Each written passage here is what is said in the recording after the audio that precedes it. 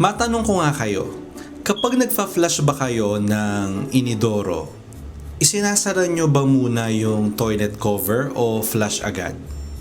Kung ang sagot mo ay flush agad, hindi ka nag-iisa. Marami gumagawa niyan. Pero ayon sa mga pag-aaral, kapag nag-flush ng toilet nang bukas ang takip, maaring may tumalsik na napakaliit na droplet sa hangin. Ang tawag dito ng mga scientists ay toilet plume.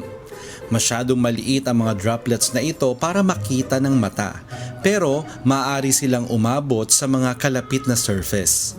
Kaya kung ang toothbrush mo, tuwalya o iba pang gamit ay malapit sa inidoro, maaari silang maabot ng mga droplets na yan.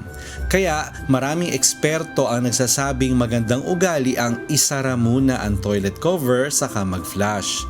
Hindi ito ganap na inaalis ang lahat ng mikrobyo, pero nakakatulong itong mabawasan ang pagkalat ng droplets sa paligid. Isang simpleng gawain lang, wala pang isang segundo, pero maaring makatulong para mas malinis ang banyo.